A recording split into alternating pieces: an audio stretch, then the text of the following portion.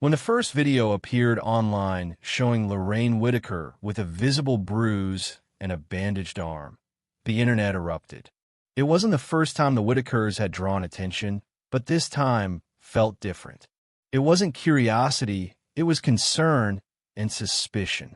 For years, the Whitaker family, known from the soft white underbelly documentaries and a string of viral YouTube videos, had been portrayed as misunderstood but harmless, a family shaped by generations of isolation, mental disability, and poverty. Yet, as clips surfaced showing Lorraine flinching, holding her arm, and murmuring words that some claimed sounded like "Betty hit me," everything changed. The video spread fast. Slowed-down versions, frame-by-frame analyses, and countless reaction videos took over social media. TikTok, Reddit, and YouTube filled with titles like "Is Betty Abusive?" and "What Really Happened to Lorraine's Arm?" At the center of it all stood two women, Lorraine, fragile, kind, and childlike, and Betty, her older sister and longtime caregiver. What had once been seen as unconditional family devotion was now under the harsh glare of suspicion. The clip that broke the internet. The clip in question came from an old interview. Lorraine sat outside the Whitakers' small home in Odd, West Virginia, speaking softly as she rubbed her arm. The interviewer asked her how she was feeling, and Lorraine responded in her broken, slurred dialect, a voice many fans had come to recognize. At first, it sounded like nothing more than mumbling. But when viewers added captions and AI-generated transcriptions, the phrase "Betty hit me" appeared. Whether Lorraine had actually said those words or not didn't seem to matter. The internet had already made up its mind. Comments flooded in. "That poor woman's trying to tell us something." They ignored every sign. "It's right there at her voice." "Where's the county? Why isn't anyone doing something?" People began demanding an investigation. Others rushed to defend Betty, insisting she'd always done her best caring for her siblings, all of whom have severe intellectual disabilities. The debate turned ugly fast. Betty's role under the microscope. For decades, Betty Whitaker had been the glue holding the family together. She cooked, cleaned, managed visitors, and shielded her siblings, Lorraine, Timmy, and Ray, from outsiders. In the early documentaries, Betty appeared exhausted but devoted. Viewers often commented on her strength. She was portrayed as the only capable adult in the household, the one who made sure her family ate and stayed warm. But that same control also gave her power, and with power came questions. As the video of Lorraine's arm circulated, fans began re-examining old footage. Some noticed moments where Betty seemed to snap, raising her voice, scolding Lorraine, or dismissing her attempt to speak.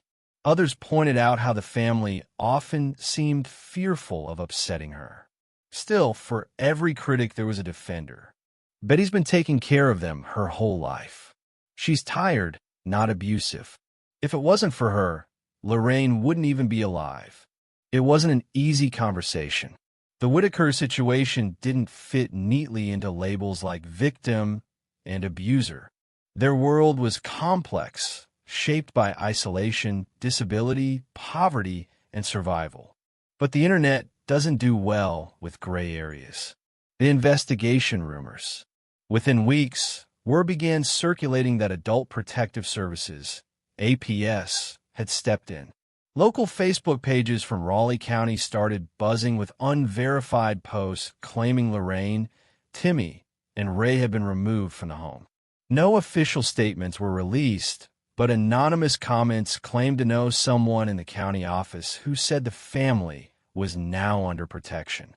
And then, something curious happened. The Whitakers' usually active supporters, like Brian Patrick, who had been filming and fundraising for them, went silent. Patrick stopped posting updates. Brian released a vague statement saying he was stepping away for personal reasons. It didn't take long for viewers to connect the dots. If Lorraine's injury had triggered an investigation, the silence suddenly made sense. Still, the lack of transparency only fueled the speculation. Some accused the content creators of hiding the truth. Others suggested a cover-up, that local officials were protecting Betty or trying to manage the media fallout quietly. The truth, it seemed, was buried somewhere in the middle. Lorraine's voice, interpreted and misinterpreted. One of the hardest parts of understanding Lorraine's situation has always been her communication barrier. Due to her disabilities, she speaks in short, slurred phrases that only her family truly understands. So when internet strangers began interpreting her words, it was bound to get messy. AI captioning tools try to make sense of her sentences, often generating wildly inaccurate results. In one video, the captions read, "Betty hit me," while others produced, "Betty helped me," or even unrelated phrases. Despite the inconsistencies, the emotional response was overwhelming. People wanted to believe Lorraine was crying out for help. They needed a villain, and Betty became the easy target. It wasn't just about Lorraine's arm anymore. It was about every bruise, every mark, every tear she'd ever shed on camera. Viewers began revisiting footage frame by frame, treating each gesture as evidence. One user wrote, "Look how she flinches when Betty walks past. That's fear." Another countered, "No, that's her disability. Stop making things up about them." The arguments became so heated that YouTube channels began disabling their comment sections altogether. The media storm and ethical debate. Soon, news outlets picked up the story. The headline, "Internet Questions Treatment of Disabled West Virginia Family," appeared in local papers. A few journalists tried to reach Betty, but she refused to speak. Meanwhile, advocacy groups for adults with intellectual disabilities weighed in, condemning the way the story had spiraled. They argued that the constant speculation, especially by amateur online sleuths, could cause more harm than good. One expert stated, "Public judgment without context can re-traumatize both the family and those investigating. What's being framed as justice might just be another form of exploitation." It was a difficult truth for many viewers to accept. The same audience that once watched the Whitakers out of fascination now claimed to be fighting for their protection. But their obsession, once again, came at a cost. The emotional toll on Betty. While Lorraine became the internet's symbol of innocence, Betty became its villain. But those who had visited Odd, West Virginia, painted a more complicated picture. Betty wasn't wealthy. She wasn't educated. She had spent her life caring for her disabled family with little to no outside support. She'd buried siblings, survived the death of her parents, and fought every day to keep the lights on. To outsiders, that might not excuse her behavior, but it helped explain it. Behind closed doors, many rural caregivers burn out quietly. They become frustrated, isolated, and emotionally exhausted. And in such conditions, even love can turn harsh. Whether Betty's actions crossed the line into abuse remains unclear. But one thing was certain, she was collapsing under pressure. Friends reported she'd stopped answering calls. Others said she'd been seen alone, sitting on her porch, crying. For the first time in decades, Betty was no longer the protector. She was the accused. A town divided. Odd, West Virginia had always been small, but the attention surrounding the Whitakers turned it into a circus. Locals were tired of the cameras, tired of the visitors driving by to see the family, tired of outsiders making judgments. Some residents defended Betty fiercely. "She's rough, but she ain't cruel. You don't know what it's like living up here." Others weren't so forgiving. "Them kids should have been taken years ago. Somebody should have stepped in." For a place that rarely made the news, Odd suddenly found itself under national scrutiny, and the people living there just wanted their quiet back. The silence that followed. As the weeks turned into months, the internet's fury began to fade. No new footage appeared. The family's property sat quiet. The familiar voices that once filled YouTube with updates disappeared. Some say Lorraine, Timmy, and Ray were placed in a care facility. Others believe they were moved to a relative's home. A few even insist Betty still visits them in secret. No one really knows. But one thing's for sure. The Whitakers' story had crossed a line it could never return from. The world that once watched them with fascination now watched them with suspicion. And somewhere in that shift, something was lost. The fragile line between help and harm, curiosity and cruelty, love and blame. Comment call. Do you think Lorraine's injury was misunderstood? Or was it a sign of something darker happening behind closed doors? Do you believe Betty was doing her best? Or hiding something all along? Let's talk about it in the comments below and share what you feel, not just what you think. When Adult Protective Services officially stepped into the Whitaker case, it wasn't announced through a press release or an online statement. It was whispered. The locals in Odd, West Virginia, started murmuring about unmarked cars, social workers showing up at odd hours, and paperwork being served quietly to the Whitaker property. To the internet, it seemed sudden. But for those who lived close to the family, it had been building for months. Rumors of shouting matches, visits from concerned neighbors, and unexplained bruises had circulated before Lorraine's arm ever made it to camera. That video, though, the one that went viral, seemed to push everything over the edge. The official visit. Witnesses say the first county visit took place early in the morning. A white van parked by the gravel road leading to the Whitaker house. Two social workers and a deputy approached Betty's porch. What happened next has been retold dozens of ways, but one thing was consistent. It didn't go smoothly. Neighbors said Betty was defensive, confused, and scared. She didn't understand why outsiders were questioning her. For years, she'd been used to visitors, filmmakers, interviewers, volunteers, but this time, the tone was different. These weren't people coming to talk. They were coming to take. A neighbor later claimed. Betty kept saying, "They're my family. I take care of them. You can't take my family." She was crying, yelling. She didn't want to let them go.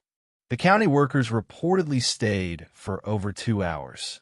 By the end of the visit, Lorraine, Timmy, and Ray were escorted away.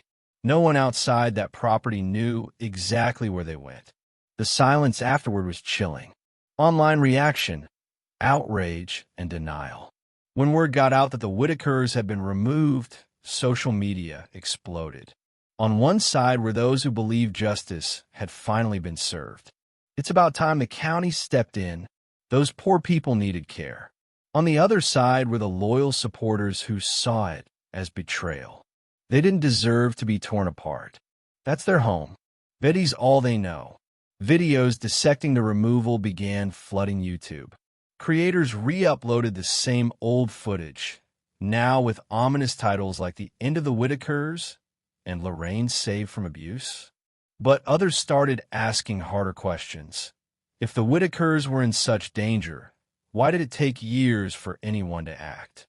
Why did intervention only come after millions of strangers online demanded it? Behind every post and comment was a sobering realization. The world's fascination with the Whitakers had finally forced a government's hand. Betty's disappearance.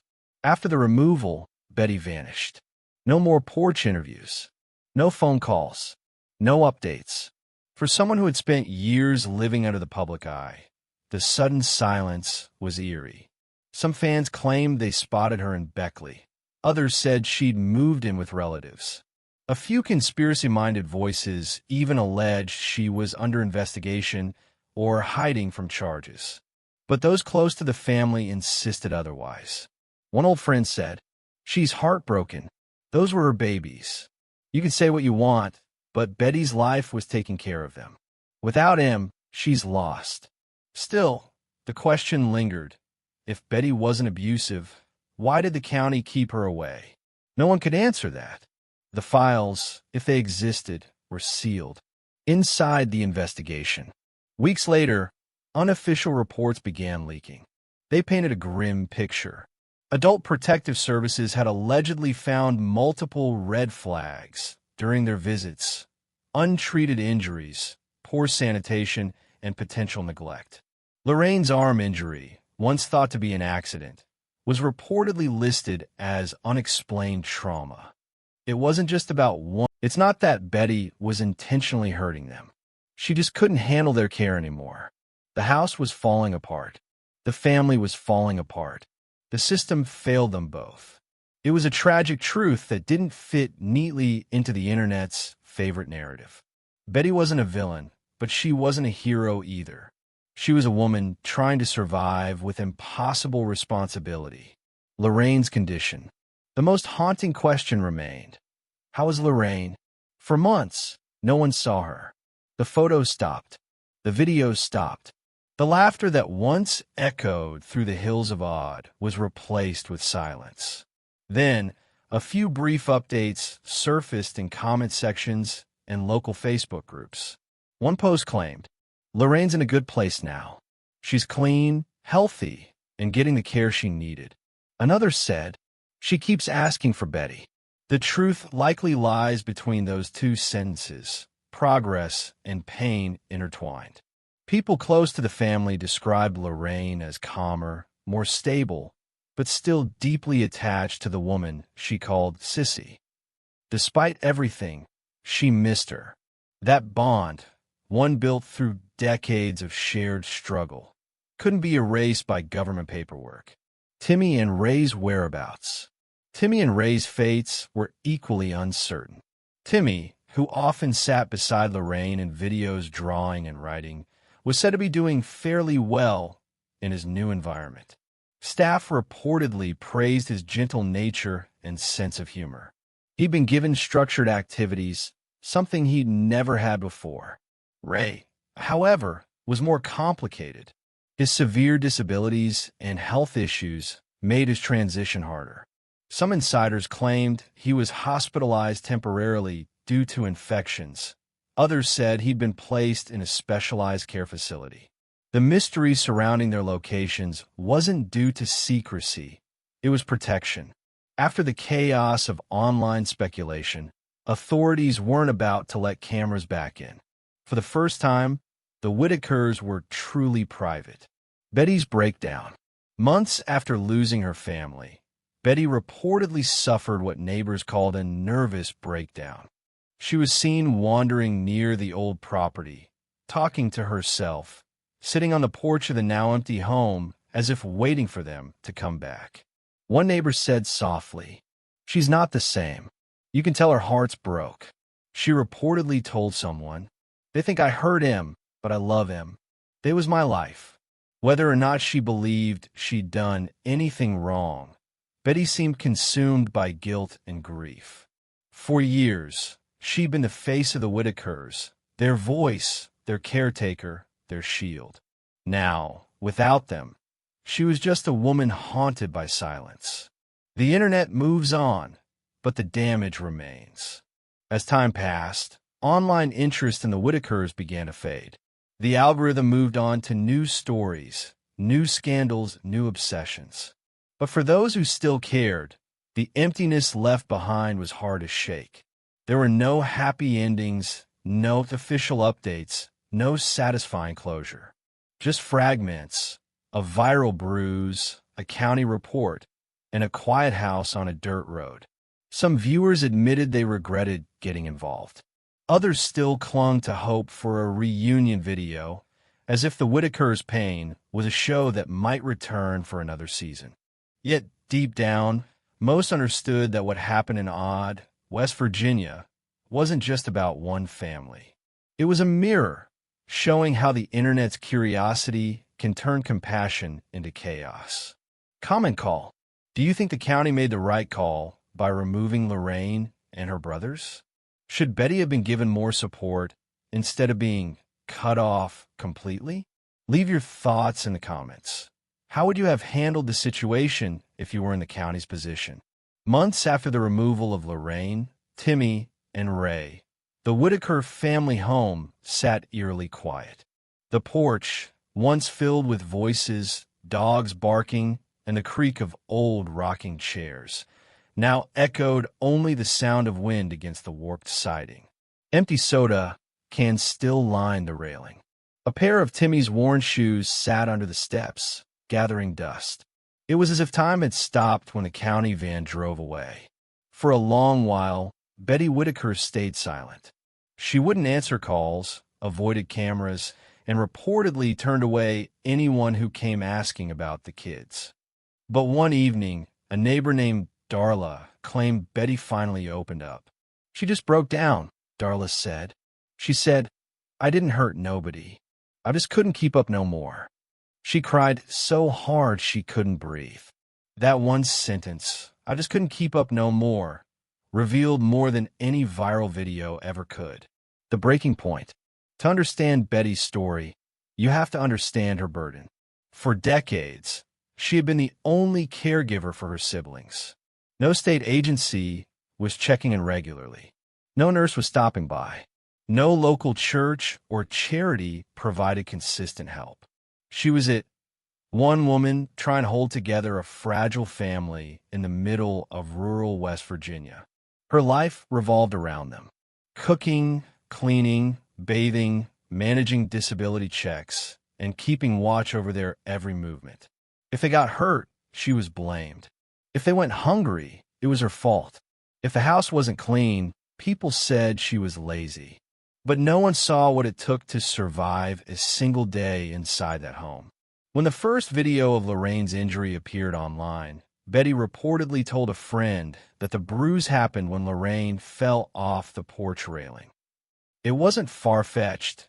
Lorraine had been known to lean or stumble, often losing her balance. But the timing was terrible. To the internet, it didn't look like an accident. It looked like evidence. The stress of defending herself online became unbearable. Betty stopped answering messages. She deleted social media accounts created by supporters.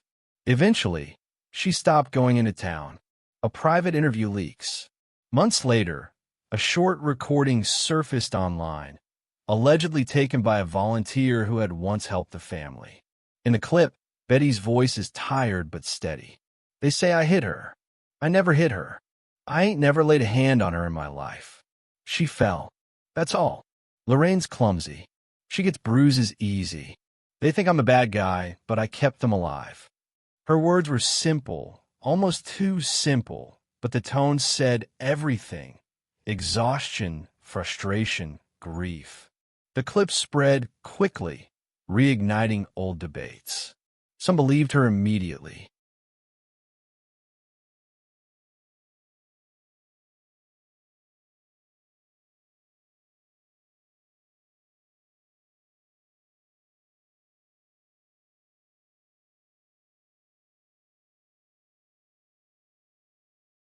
You can hear it in her voice. She's telling the truth. Others weren't convinced. Abusers always say they never did it. We've seen this story too many times. Still, for the first time in months, Betty had a voice again, one that wasn't filtered through rumor or headlines. Inside Betty's mind, mental health professionals familiar with caregiver burnout weighed in.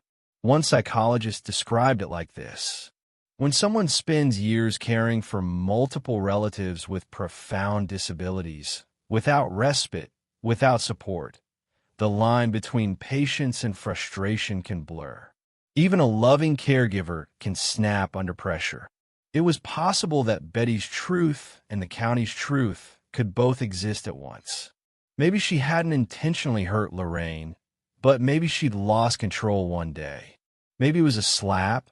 Maybe it was restraint gone wrong.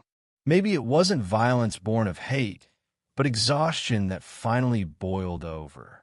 The tragedy was that no one would ever really know, not the investigators, not the viewers, and maybe not even Betty herself. Letters from isolation. A few months later, a small community pastor claimed he received a handwritten note from Betty. It wasn't long, but its tone was raw. I miss my babies. The house is quiet and cold. I keep their pictures on the wall so I can talk to them before I sleep. They think I'm bad, but I did the best I could. Ain't nobody ever came to help me. Now they all gone, and I don't even know where they are. Sometimes I dream they're still on the porch, and I wake up crying. Tell them I love them if you see them. The pastor said he read it twice before realizing the enormity of it.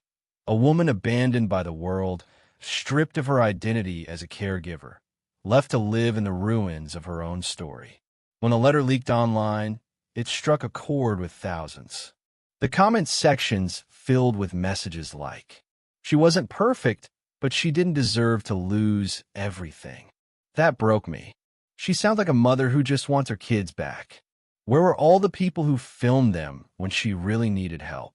The world that had once watched her every move finally saw her as human. Not a headline, not a villain. Just a woman crushed under the weight of love and isolation. The county's silence. Despite public interest, the county refused to comment. They wouldn't confirm or deny if the siblings were doing well or if Betty would ever be allowed contact again. According to one caseworker who spoke off the record, Betty had requested visitation multiple times. Each request was pending review. That bureaucratic phrase, cold and distant, only added to her pain. In small towns like Odd, people whispered about her case like folklore. Some said she was blacklisted by the system. Others claimed the state feared bad publicity and wanted the story buried.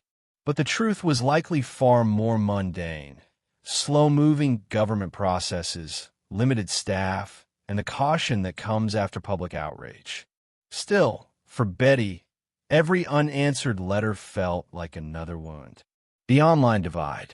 Meanwhile, online discussions grew more complex.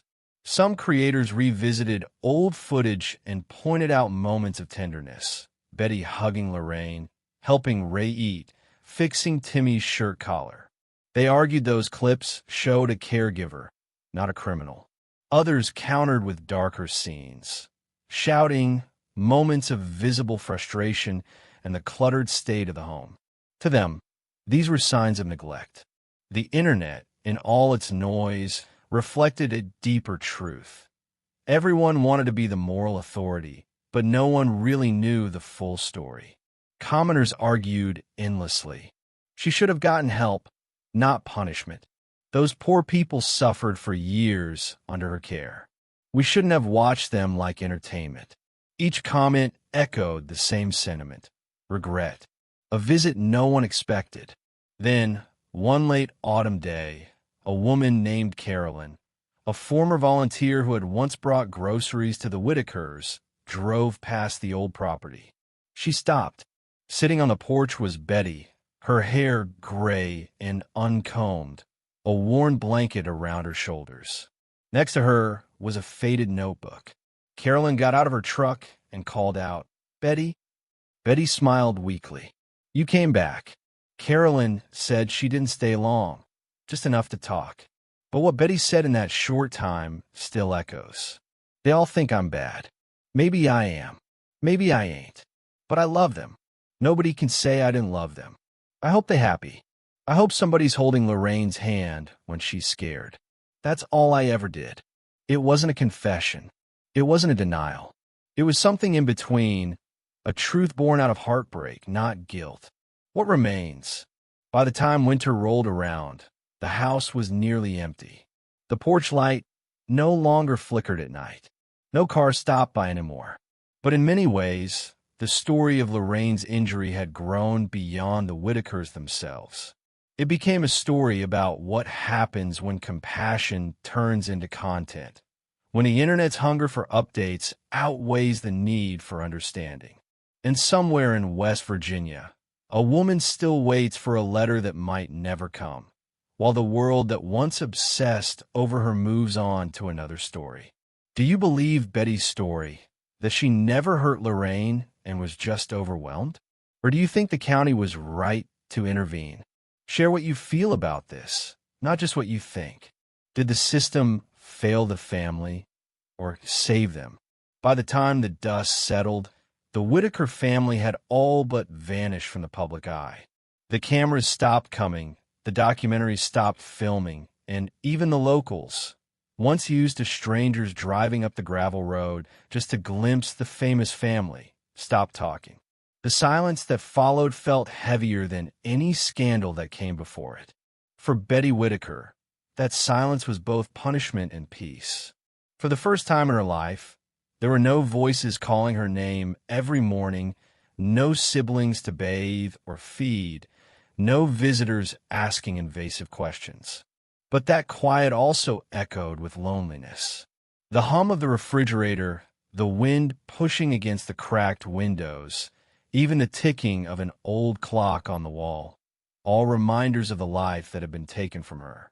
She had always been surrounded by chaos, and now solitude was unbearable. A letter nobody saw coming. In early spring, a handwritten letter appeared online, posted anonymously. To everybody out there, I know what people think about me. I know y'all said I was mean, said I hurt my sister, said I took what wasn't mine. But you don't know what it's like to live here, to take care of people who can't care for themselves and never get a break. I ain't mad no more. I just want my family to be safe. Tell Lorraine I love her. Tell her I miss her singing. Tell Ray to keep smiling. Tell Timmy to keep drawing me pictures like he used to. I'm okay. Don't worry about me. But please don't forget about them. The letter broke the internet all over again. This time, though, there wasn't outrage. There was grief. Comments poured in by the thousands. She's broken, not evil. This sounds like a goodbye. The system failed both her and them. Some people even mailed cards and letters addressed to Betty Whitaker, Odd, West Virginia, hoping somehow she'd read their words. No one knows if she ever did. The fate of Lorraine, Timmy, and Ray. The county never released official details, but locals whispered that Lorraine and her brothers had been placed in separate adult care homes across the state. One story claimed Lorraine was thriving in a facility near Beckley, finally receiving consistent medical care and therapy. Staff reportedly described her as gentle and curious, often asking, "Where's Sissy?" whenever she heard someone humming a familiar tune. Timmy, the quiet artist of the family, was said to have adjusted well. He spent his days drawing, helping with simple chores, and occasionally smiling when someone mentioned his old home. His drawings, crude but heartfelt, often featured mountains, dogs, and a woman who looked unmistakably like Betty. Ray's condition was more fragile. Years of poor health and limited access to proper care had left him frail. One nurse who spoke anonymously said, "He doesn't talk much, but when you play gospel music, he lights up. Sometimes he just whispers, 'Mama,' even though he means Betty." In many ways, the siblings seemed to be healing physically, but emotionally, they were still connected to the woman the world had condemned. The forgotten caregiver.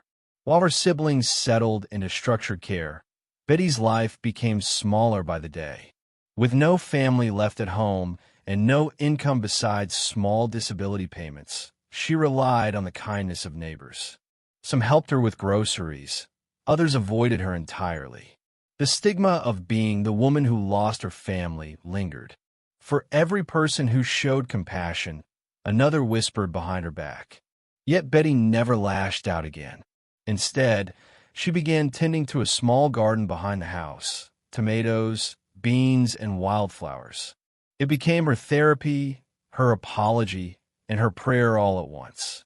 A local volunteer who visited her occasionally described her as quiet, polite, and distant. He said she rarely mentioned Lorraine or the others anymore, except once. She said, "I hope they remember I love them, even when I didn't have much to give." It wasn't defiance. It wasn't denial. It was surrender. The internet's change of heart.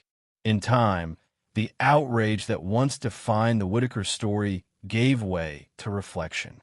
Documentaries and podcasts began revisiting the family saga, not as a spectacle, but as a cautionary tale. One journalist summed it up perfectly.